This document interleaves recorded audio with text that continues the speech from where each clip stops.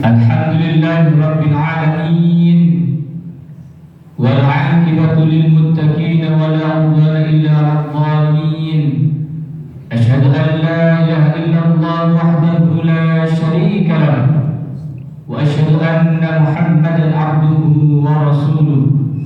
Allahumma shalli wa sallim ala sayyidina wa habibina wa syafi'ina wa qurrati a'yunina wa maulana Muhammadin wa ala alihi wa sahbihi ajma'in, amma ba'du.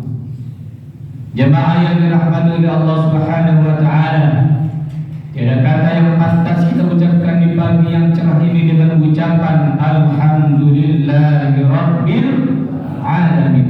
Dengan ucapan inilah Allah telah memberikan karunia nikmatnya kepada kita, nikmat iman, nikmat Islam, nikmat kesempatan, nikmat hidup yang telah Allah berikan kepada kita, sehingga kita bisa melangkahkan kaki kita, mengayunkan tangan kita bertakarrub kepada Allah.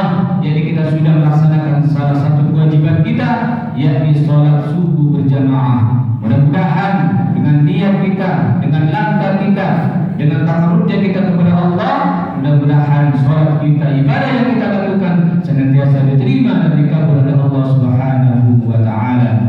Salawat dan salam semoga selalu tercurahkan kepada baginda alam Nabi besar Muhammad sallallahu alaihi wasallam, kepada keluarganya, sahabatnya, dan mudah-mudahan kita sebagai umatnya yang selalu istiqamah dalam menjalankan sunnah-sunnahnya.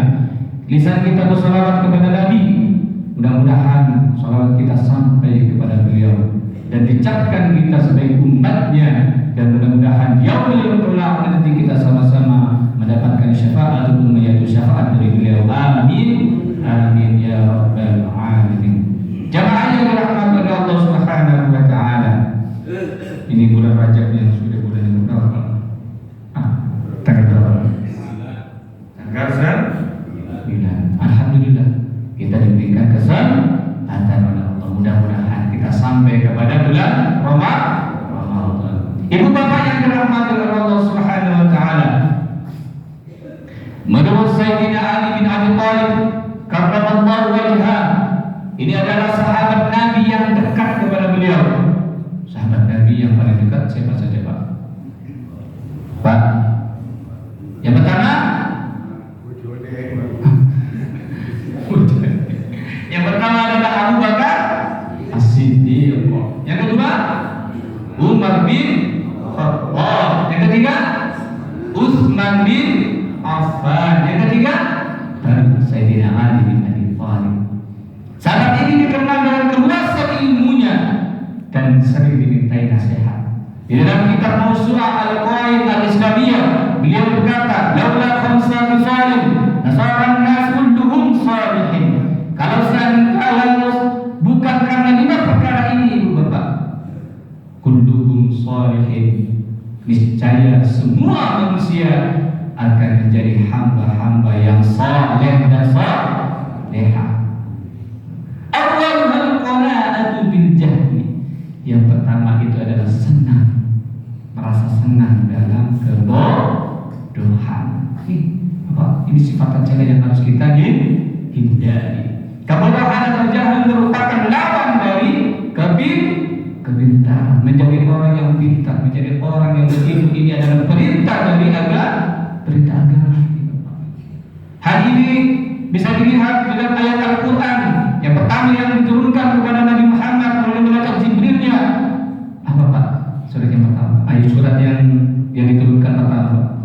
Surah Al-Alaq. Ayat 1 sampai ayat 5. Turun di mana nih Pak?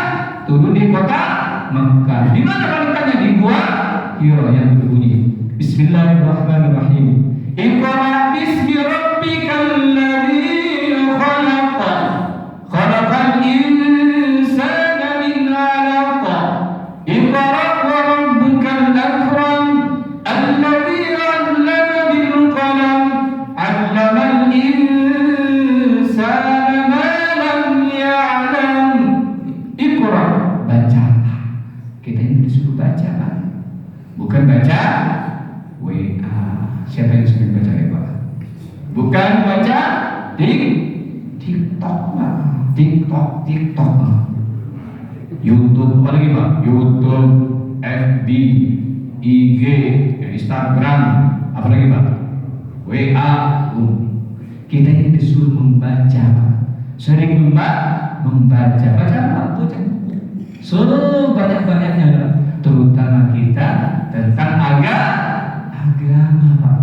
Ini yang harus kita tanamkan di dalam diri kita supaya kita banyak membaca. Kalau seandainya kita sudah banyak membaca Pak, maka pengetahuan yang kita dapat dan maka wawasan yang kita akan dapatkan.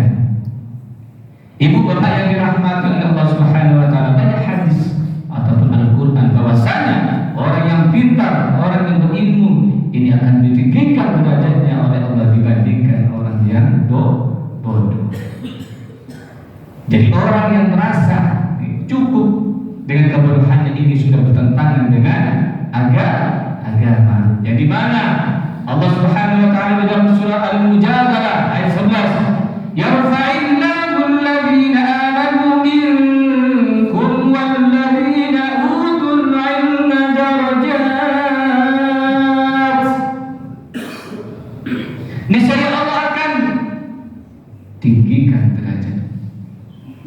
Niscaya Allah akan tinggikan kepada kalian. Apa itu? Orang-orang yang berilmu, orang-orang yang beriman, orang-orang yang berilmu beberapa derajat. Bukan hanya itu saja Ibu Bapak. Kalau kita menginginkan sukses dunia, keselamatan yang di akhirat, jangan lupa Pak, man arada dunya fa'alaihi bil ilmi. Barang siapa yang man arada dunya fa'alaihi bil ilmi. Barang siapa yang ingin sukses di dunia, maka carilah ilmu. Man arada al-akhirata fa'alaihi bil ilmi. Barang siapa yang ingin keselamatan di akhirat, maka carilah ilmu. Man arada huma. Barang siapa yang ingin dua-duanya Pak, dunia dapat, akhirat dapat, carilah ilmu. Alhamdulillah. Oleh karena itu Bapak, kita tanamkan di dalam diri kita, selalu kita terus belajar apa itu Islam yang sebenarnya. Bagaimana kita menjadi muslim yang baik Ibu Bapak. Bagaimana cara kita berwudu yang benar. Bagaimana cara sholat kita yang benar. Di sini sudah banyak pakar-pakar ahli fikih Bapak. Alhamdulillah kita belajar kepada beliau.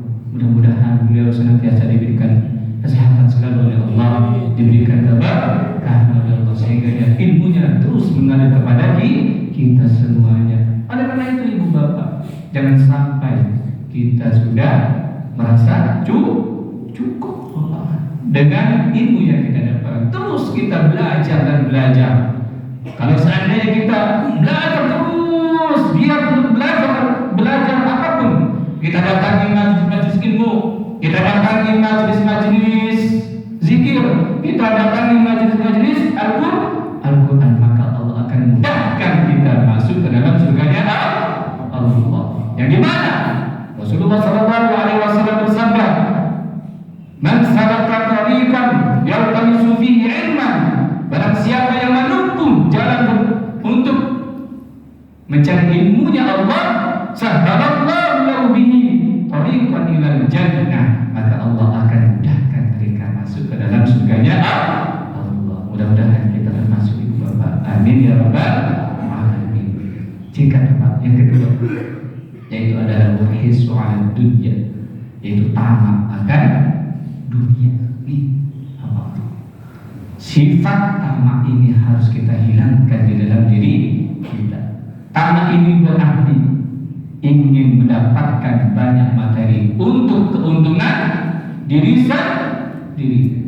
Ini sifat tercela yang harus kita buang sejauh-jauhnya Ibu Bapak. Orang yang mempunyai sifat tamak ini akan merasa kurang apa yang telah Allah berikan rezeki kepadanya, sehingga dia terus giat untuk mendapatkan dunia.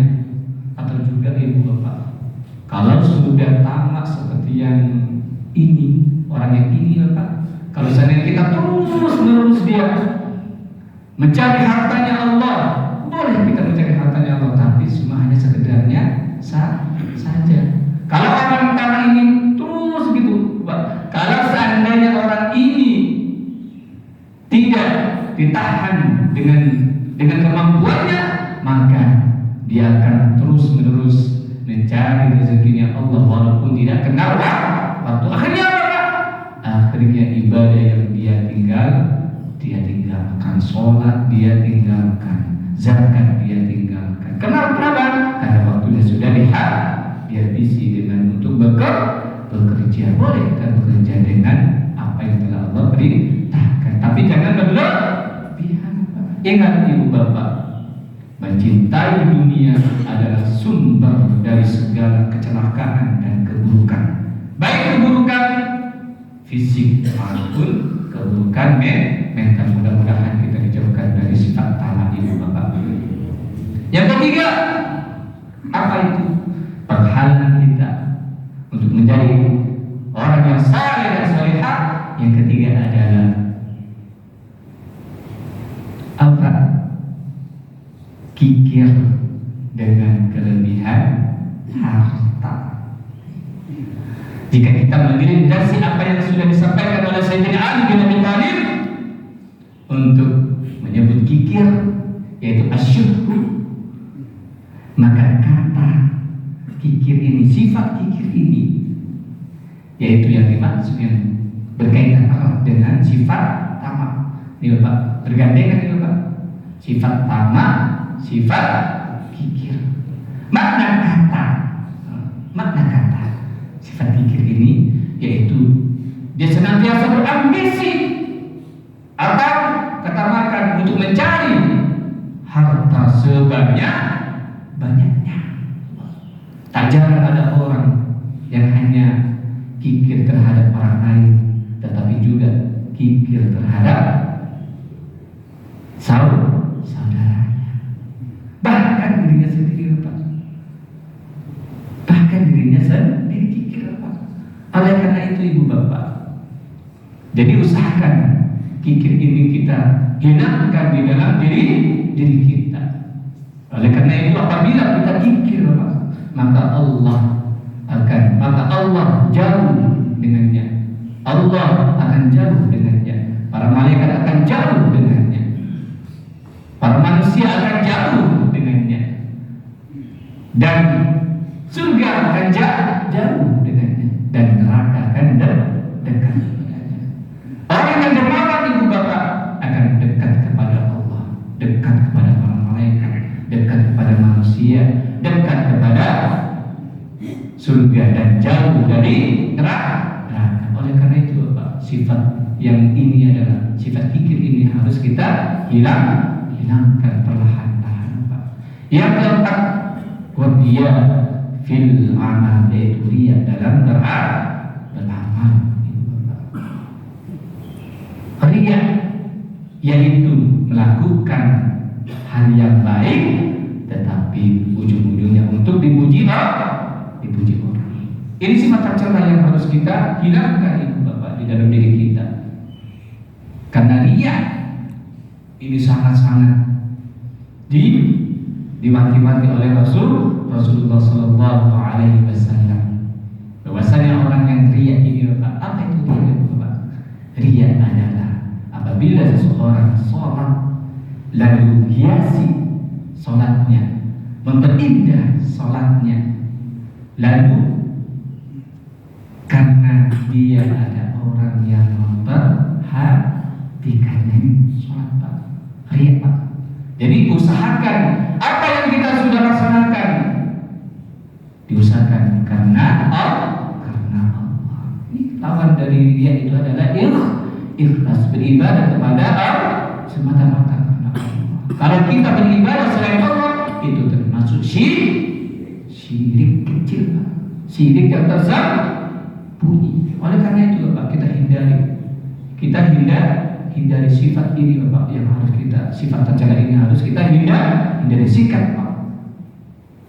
Yang terakhir adalah wal-ijabir waqi, yaitu bangga akan dirinya sendiri. Sifat tercela yang akan menghambat kita menjadi hamba yang saleh dan salehah, yaitu bangga akan dirinya sendiri. Biasanya disebut apa? Ujub. Nah, ujub apa itu ujub?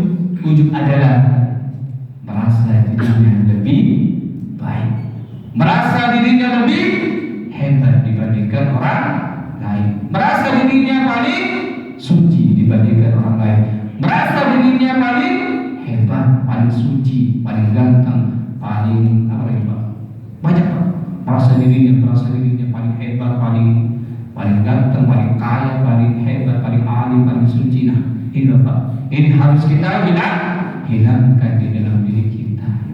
Mudah-mudahan sifat 5 ini kita hilangkan Pak, perlahan-lahan. Insya Allah kalau kita hilangkan secara perlahan, insya Allah kita termasuk hamba-hamba yang saleh dan salehah. Mudah-mudahan kita diberikan kekuatan untuk terus-menerus meningkatkan kualitas iman dan takwa kita kepada Allah, yaitu kita takarrub kepada Allah, terus kita dekati para ulama, terus kita dekati para ustaz, supaya kita terus menambah pengetahuan. Mungkin itu saja yang dapat kami sampaikan. Kurang lebihnya mohon maaf. Wallahu muwaffiq.